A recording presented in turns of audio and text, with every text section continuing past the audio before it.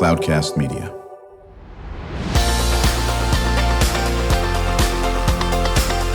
Drew Schlosberg Spotlight on the Community Show, amplifying the voices of social impact organizations, entrepreneurs, local nonprofits, and other community champions who shape the culture, creativity, and connectivity of San Diego.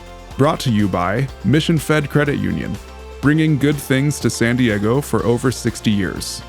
Learn more about what is good for you and good for all by visiting www.missionfed.com.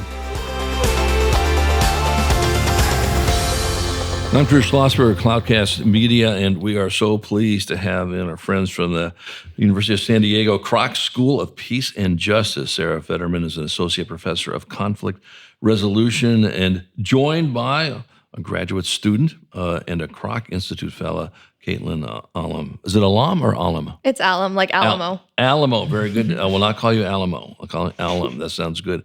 How you doing, Sarah and Katelyn? Good? Yeah, great. Happy to be here. Absolutely. And so I'm thrilled to have as a guest co-host Anya Blount. She is a Boston University grad in media science and is sort of checking out some of the shows that we do at Cloudcast Media. And are you ready for interviews? I'm so ready. Okay, very, very good. Why don't you start with Sarah? Ask her a question. Sarah, I'd love to know what you do at the Kroc School.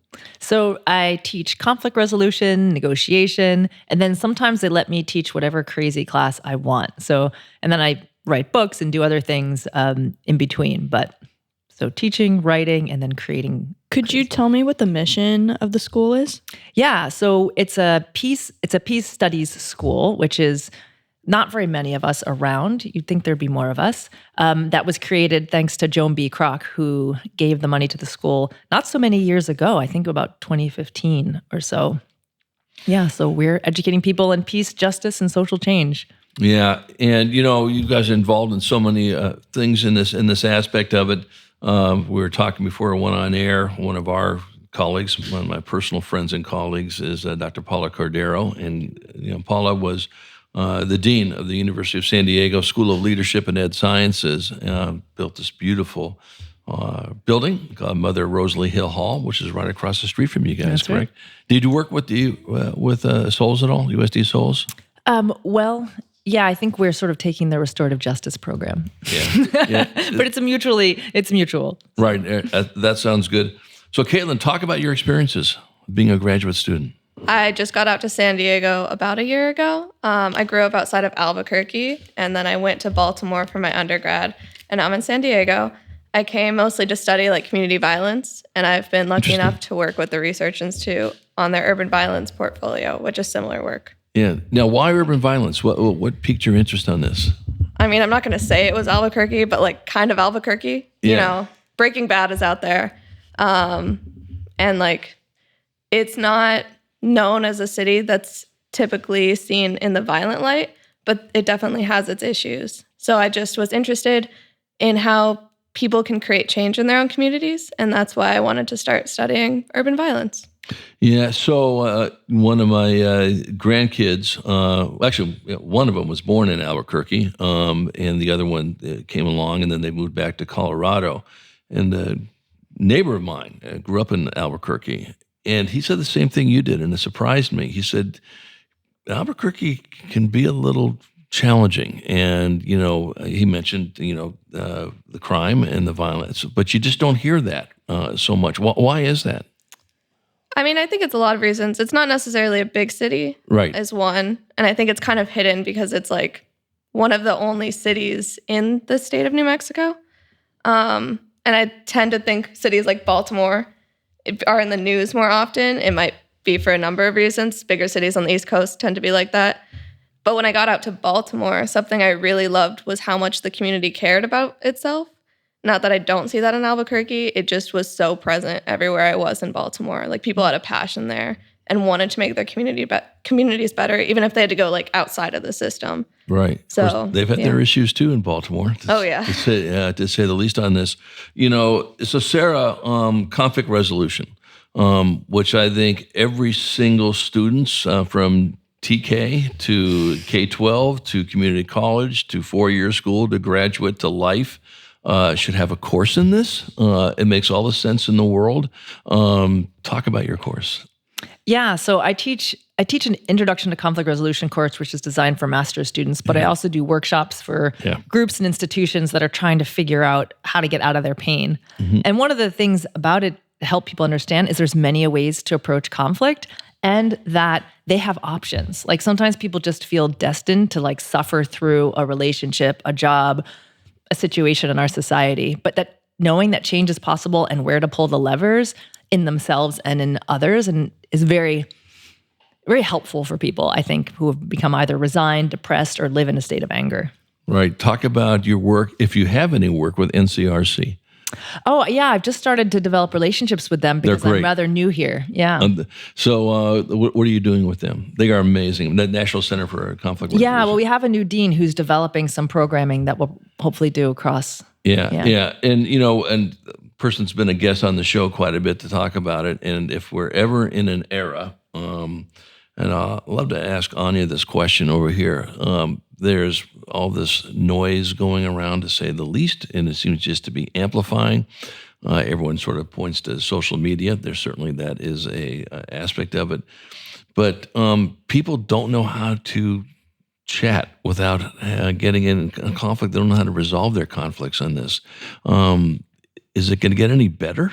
Yeah, because a lot of people aren't having that problem, which means that there's choice. That's good. That's good. It's good. Yeah. What do you see, Anya? You graduated from Boston, not just graduated, but from not too long ago with Boston University in media science. What do you think about all this in the world of conflict and how to resolve conflicts and how to communicate peacefully, if that's possible these days? Well, I've seen for the most part, people tend to be a little bit more reserved with how they're feeling, maybe out of being scared to face problems, and maybe if they would be a part of the problem or part of the solution. So I know that it's a lot harder, I feel like, in this day and age for people to really come to terms with talking to others about their issues with them. And I've specifically been in a very similar space, especially over this summer. So I totally know what the conflict resolution ideals are, and it's been tough, but sometimes you just have to face it and really discuss with people. Talk about that. Yeah, I think there was a series of books that came out a number of years ago, really encouraging you just to get in there and tell people what's going on and how they're upsetting you, and then kind of have these conversations. But our culture isn't that way. So that when you just approach somebody with this is how you've disappointed me, unless you really set up an atmosphere to have that conversation, they often go very poorly.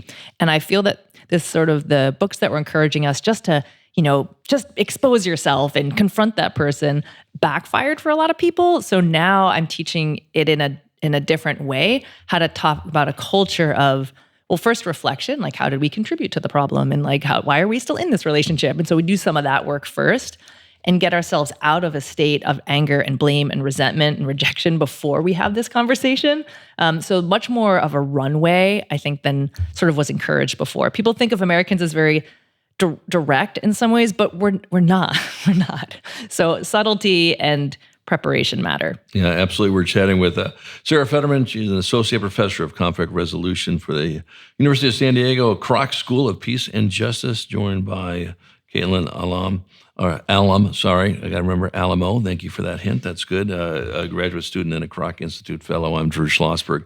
You're listening to another edition of Drew Schlosberg's Spotlight on the Community Show. We are the nation's longest running community podcast, now in our 18th year, brought to you by Mission Fed Credit Union for 6 decades, just doing phenomenal work in this region, whether it's literacy, whether it's food insecurity, art, everything in between. They just do a great job on this. Sarah, I'm going to ask you this question, and then you certainly jump in on it as well, Katelyn, and give your 2 cents on you if you'd like. I got a degree in journalism and Master of Science in Mass Communications. I actually get to use some of this stuff in graduate school. What a shock, right? But I've always been fascinated by how people communicate, or they actually don't communicate. And when I was teaching journalism part-time at San Diego State, the very first lecture always was about how to listen, even though I taught a writing for the media class and all that, because most people hear, but they rarely listen. Talk about how important that is.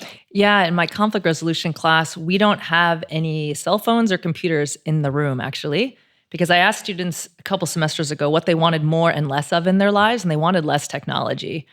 And in an age of distraction, the person who is presence is power, right? And so, especially in a conflict resolution class, we have to practice being present and listening to people and just seeing what that feels like in our bodies without these distracting tools. So listening, I think, we know from studies that even seeing your cell phone, like if you have your cell phone out during a dinner conversation with someone, you have a more superficial conversation. If you can feel it in your pocket, you're 20% more distracted. So there's been some research on this. So one, the listening begins with getting those devices off the table and not even in our pockets. And then just learning how to be with each other. And that is a good first step for conflict resolution. Yeah. How about you with listening? How important is that for you? Oh, it's crucial to the sorts of things that I'm studying with community violence. I think the ability to listen builds this capacity for empathy. And if you don't have empathy, then conflict just keeps furthering and furthering. Then we keep becoming more and more divided. So I really think that, again, practicing that ability to listen is one of the biggest skills that we can have. Yeah, absolutely. And, I'll add this too, and Anya would love to get your, feedback on it, and we could talk about listening. There's been classes and PhDs and everything in between on it. And part of the challenge with listening, the listener is so predisposed to get ready to answer the next question. They're not really listening. They're trying to fill in the blanks with everybody. So you sort of got to clear your mind in this aspect of it. When you were doing your media science stuff, did you focus on listening and communications at all, Anya? I'm pretty sure we did at some point, but I mean, obviously I did a lot more social media. So when you think about listening, you think more in like the context of the audience, and like what you're producing, what you're giving to the audience, and also listening to what they have to say and how you can utilize that to make your product or whatever you're selling better. So, we come back from break. I can't wait to ask you the question about train travel. That is going to be fun. We'll probably spend most of the second half, talking about that. And then we always save time, Sarah and Katelyn, for our audience to learn about what we can do to support what you're doing in this aspect of it. Contribute, donate, volunteer, anything in between as well. When we return with Sarah Federman, Associate Professor of Conflict Resolution for the University of San Diego Kroc School of Peace and Justice, joined by Katelyn Alum. She is a graduate student and a Kroc Institute Fellow. I'm Drew Schlosberg from Cloudcast Media. Our show is sponsored by Mission Fed Credit Union for more than 6 decades, just doing great things in San Diego County. Honored to have as my guest co-host Anya Blau, a graduate from Boston University and a major of media science. We will be right back. When you do your banking with Mission Fed, you get great rates on auto and home loans. That's good for you, but something good also happens for a lot of other people. We're not for profit, so we put money back into the community to help lots of great nonprofits to keep San Diego strong. So you're not just getting something good, you're doing something good. Come to Mission Fed. It's banking that's good for all. Brand amplification is the DNA of Cloudcast Media, and our code is the powerful blending of sound, voice, and storytelling to lift local brands and their communities. Whether it is our Brandcast, Schoolcast, or Causecast platforms, the unifying ethos is all about this community, the one you call home. If you dare to dream and want to explore the brand amplification of Cloudcast, a national leader in local podcasting and other Winfluence strategies, please visit us at cloudcast.us.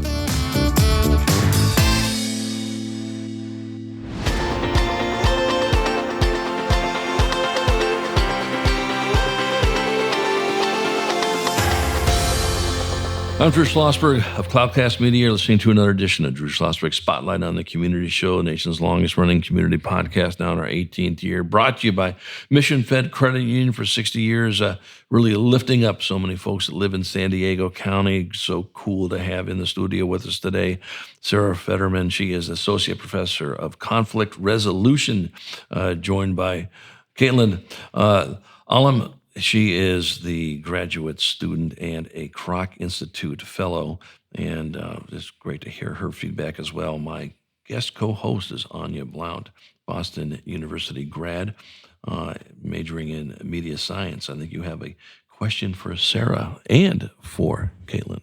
I'd love to know your comments on train travel and how we can discuss maybe your course that you had given. I've always loved trains. I mean, as an East Coaster, you tend to be on them quite often, but I think only the statistic I last read was only 2% of Americans had taken a city-to-city train. And I love trains. My doctoral research was on the French National Railways and its role in the deportations in World War II, and then the resistance and the complicated role it had. And because of that, I got an Amtrak writing residency to finish my book. So I edited my book, Crisscrossing the U.S. on Amtrak. And I was like, oh my God, binge watching America is the coolest thing. I would love to bring students with me. And then finally, I had a moment to do that. How did you do that? So I got to the University of San Diego, and actually during my interview, I was like, they asked me a question, and I said something like, oh, I'd like to do a train course. And they were like, we want it. And I was so excited that the school was up for that creativity. It's one of the benefits, I think, of being on the West Coast and being at a school that has great infrastructure. So they really supported it, and it took about a year and a half to plan this class, to try to figure out how we would do this logistically. So they let us go. We were able to take, there was 11 of us. And logistically, it's just sort of a challenge because in the US, freight has priority over passenger rail. So you can get stuck for long periods of time, which can make a trip like that very complicated. But we did fine. All right. So you had 11 people. Yeah. How long was the train travel? We left, it was about, was it like almost 2 weeks. 10 right? days, yeah, 10 almost days. 2 weeks. Yeah, it's a blur because you're in that sort of liminal space. But we left from San Diego, went up to LA, and then did the southern route. Okay, and the southern were from where to where? From LA to where? So we went LA to Tucson, then went down to Patagonia, Arizona, then took a train from Tucson to Houston, then Houston to New Orleans, then New Orleans to Birmingham, then drove down to Montgomery, and then up to Washington, D.C., and we ended in the National Archives in front of the founding documents. So, and you did not take the train back, I take it?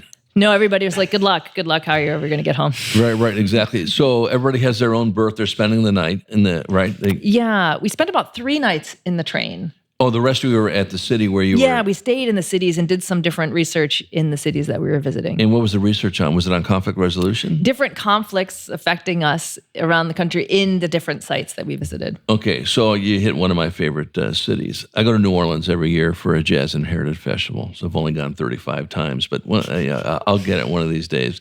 What did you guys do in New Orleans? Do you want to talk about that, Katelyn? I can't wait to hear it. Fill it. I can't wait to hear this. I'm going to try to remember everything. Well, it was my first time in New Orleans. I wanted to see like Bourbon Street, all the touristy things. So of course we did that. But we also were really interested in the carceral system there. And that's a really huge conflict and not something I knew a lot about before. So what all did we do? We visited the Peace and Justice Institute. So there's a Promise Justice initiative there, actually represents inmates who are at the Angola prison or the Louisiana State Penitentiary, which is the largest max security prison in the United States. And a lot of brands we use get produced there. Meat you eat is actually raised there. A lot of brands you wear, furniture you're using. So there's a whole system of prison labor and then hard labor, which they've been fighting. Mm-hmm. Right. So when you went to, how long were you in New Orleans for? 2-3 days. Okay, 2-3 days. So obviously you were at the prison, right? Exactly. Or did you not go to the prison? So it's interesting. They usually have tours, but they had changed the governor and then the warden, and then they weren't sure, and then they did not let us have a tour. So we met with someone who had just come out of the prison and heard stories of people who were in. Where else did you go in New Orleans? So we went to the Whitney Plantation, which was a newer plantation designed to really focus, to decentralize the plantation owner and to centralize the experience of the enslaved. Right. That's how it was founded. And we had sort of a mixed experience there.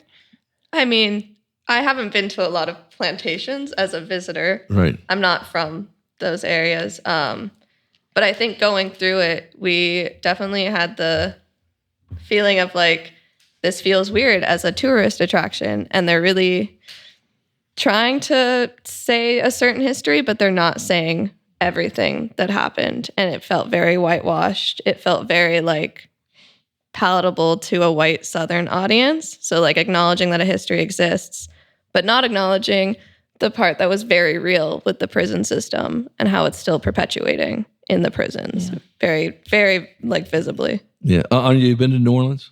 Never been to NOLA. I've always wanted to go though. Yeah. It's a great place. The culture's phenomenal. The people there are just about as real as can be. I'm not sure if you got a chance to talk to a lot of the people, or the shop owners, or the people. Did you talk to them? Absolutely, yeah. I mean, part of the class was about talking to strangers, so that was the fun part. Was meeting people in the different locations and on the train. Yeah, exactly. What was, I'll start with you on this, Katelyn, and you can add to it, Sarah. Outside of New Orleans, what was the most interesting place for you on this train travel, and the thing that surprised you the most, what you learned the most? Ooh, there's so many things. I think one thing was how willing people were able to share their stories, specifically on the train. Like people were pretty vulnerable in like just telling you about their life experiences. Maybe it was the fact that like we're strangers and they know we're never going to see each other again. But yeah, I definitely hold a lot of those stories pretty closely. Right, exactly. How about you, Sarah? Yeah, I was blown away. It was interesting to lead a class to places I'd never been. Like, hello, now we're here. That's how you learn. Yeah. That's how you learn.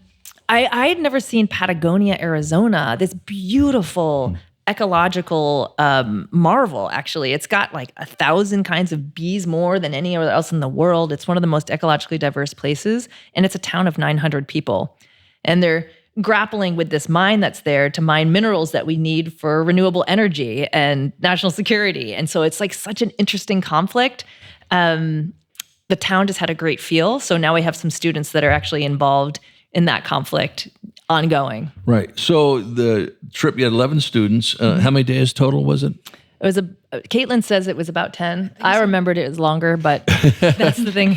Right. But so the students are in more than just your class, correct? Are they, or is it only your class? It was only students from the Kroc School of Peace and Justice. Yeah. Right. Exactly. But they have more than one course in conflict resolution, do they not? Oh, yeah. Yeah. So Right. it was students, but I think I knew everybody before. Right. Yeah. So are they doing other coursework besides this? Yeah. People Okay. at all different areas of expertise and Right. interest, which was great. All right. So if you can wave the magic wand, would you have 21 kids do it? Would it be longer? Would you go to different places? Oh, that's really interesting. Now I sort of want to go back. Now that I know these places, Yeah. I want to be a better tour guide where we went. Right. Knowing that, again, the train could be delayed and everything could be messed up. Yeah. I liked the size. I don't know what you thought. Yeah. I also didn't know the people like going that well. I maybe knew two of them. So I Right. think that was like a really cool dynamic because we were a pretty diverse group, I would say, like age-wise, Yeah. background-wise, like career-wise. So it was really cool to get to know everybody. And I don't know if you could do that with like a bigger size. So 11 is probably a good travel size. The other problem with that bigger group is that Yeah. the group then becomes the focus rather than the strangers. And then when you show up to a place, you have Gotcha. such an impact Right. that you can't just be part of the environment. You create an environment. Right. Exactly. Now, did you say from New Orleans, where'd y'all go? Then we went to Birmingham, Alabama. Okay. And how different was that from New Orleans? Oh, it's quieter. But I really liked Birmingham. Yeah. I was walking around and I was like, I would live here. But yeah. Did you do more of civil rights stuff there? yeah, we went to I wanted to go see the Legacy of Slavery Museum in Montgomery. Yeah. So you have to drive from Birmingham down, and it was such an incredible museum. I was blown away by it. But yeah, and what Katelyn said, a lot of people are excited about Birmingham. It's a really livable city, and I think almost none of us had been there before. I think the contrast too of like going from New Orleans to there was huge because we were at the Whitney Plantation, which had one history, and then you go to the Equal Justice Initiative, and it's like the full history, very well done, just like naming how slavery was, like long history, and just how it ties into the carceral system in the US. So it was just like really amazing to see something so good, but then having to contrast that with something that was just like palatable, I guess.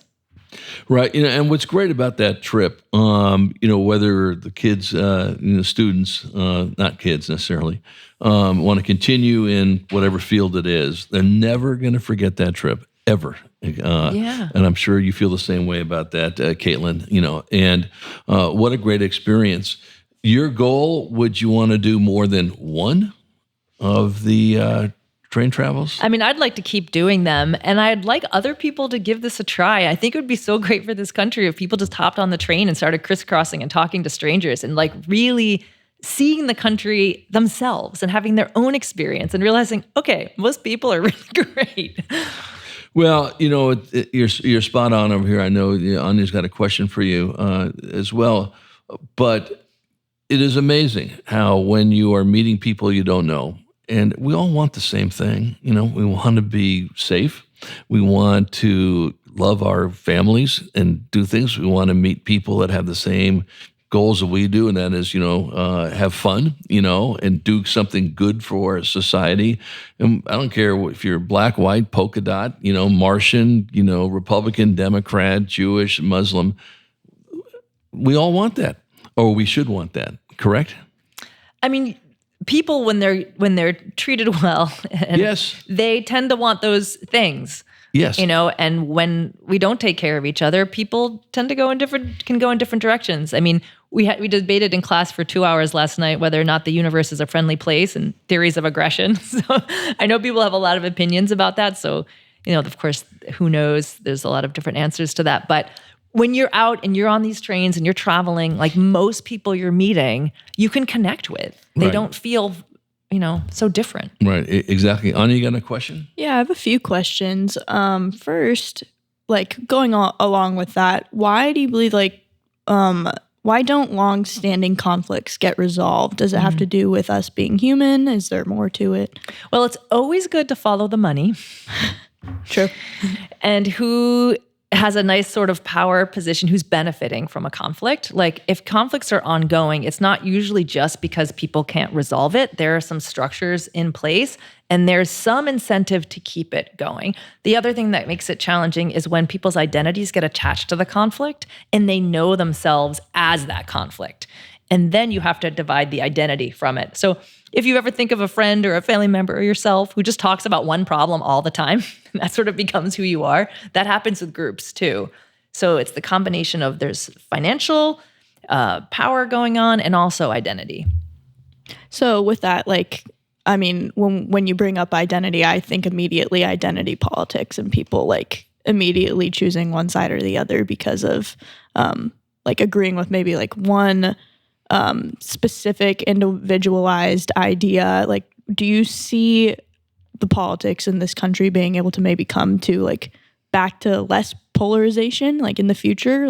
Is there a way that we can resolve that? Yeah, I mean, we haven't always been this way. You're an expert in social media and sort of know that it's a medium that sort of, encourages that. Although there was a lot of mayhem after the Gutenberg press. So this has happened before. Yeah, people do. There's a concept that Freud talked about, which is narcissistic injury. And what that means is when your group gets attacked or someone in your group gets attacked, it's like you were attacked. Yeah. And so if we can breathe and care about everybody and from that frame move forward, have that empathy and then move forward, we can. One of the things I teach is sort of how to have that first reaction and then take a moment before you try to react to the conflict from that first sort of aggressive, defensive posture. I think with that too, that's one of the reasons I'm so interested in community violence. And when I usually say I'm studying community violence, I get the same reaction of oh, we need that. Mm-hmm. Because there's this sense that communities haven't resolved their own conflicts in any sort of way. But conflict resolution isn't a one and done thing. Mm-hmm. It's this ongoing process. So our ability to do that has to be continual. And some of that comes from the empathy and the ability to say we have very different identities, but how do we collectively in this community try to reason with each other and try to talk to each other again? Yeah, I mean, you and I can have this conversation, all four of us here, for the next 16 hours, and we'll call it the iceberg theory. Then we've only hit 10% of it, and there's 90% that's underneath the surface on it. And definitely want to have you come back on and chat about this. I'm always fascinated by how people handle conflicts and all this.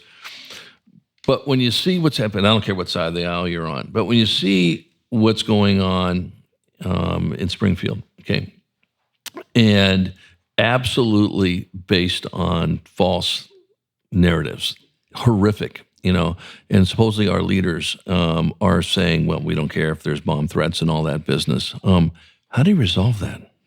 Leadership matters. You know 100%. from the school leadership, right? That Yes. that if you encourage people to take the disappointments in their life and then take them out on and find them someone to blame, and they take those out on others, that's what people will do. You're telling me that and this is everywhere in the world throughout history, you tell me that my suffering is because of those people, and I have permission to now go after them, and I can believe this thought that if I get rid of them, my pain is gone. It gives people a place to put all of this angst. And it takes real leadership to say, shared future, we're all going to go through this together, and we're going to take care of those harms that you're experiencing, not just try to foment them and direct them somewhere. Yeah, well, 1933, and you kidding me? Right. And same. everything, before and everything, after on it. So this is why I recommend everyone take a conflict resolution class. And I'm very seriously, and learn how to, tone down, the rhetoric and say these words do matter. If you don't think words matter, then you're living in an alternate world than I am in this aspect of it. Sarah, we got about a minute or so to go. What can our listeners do to support your efforts besides get you more trains? Okay.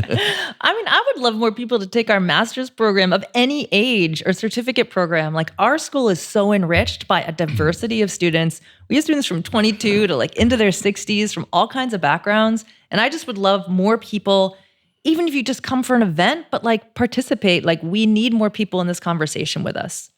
I promise you'll come back? Yes, absolutely. Absolutely. Sarah Federman, Associate Professor of Conflict Resolution for the University of San Diego, Kroc School of Peace and Justice. Katelyn, just a wonderful thoughts that you gave, and thank you for sharing your views as a graduate student and the Kroc Institute Fellow. Anya Blunt, excellent job as my guest co-host. Don't think we're going to let you go away too far, because we'll probably have you do this again if you enjoyed the experience. I loved it. Absolutely. Consider it a done deal. I'm Drew Schlosberg. You've been listening to another edition of the Drew Schlosberg Spotlight on the Community Show. We are the nation's longest running community podcast, now in our 18th year, brought to you by the very, very cool people of Mission Fed Credit Union for 6 decades, just doing great things for us folk living in San Diego County. We hope you enjoyed the interview. You've been listening to an episode of Drew Schlosberg's Spotlight on the Community Show, amplifying the voices of social impact organizations, entrepreneurs, local nonprofits, and other community champions who shape the culture, creativity, and connectivity of San Diego community. Brought to you by Mission Fed Credit Union, bringing good things to San Diego for over 60 years. Learn more about what is good for you and good for all by visiting www.missionfed.com.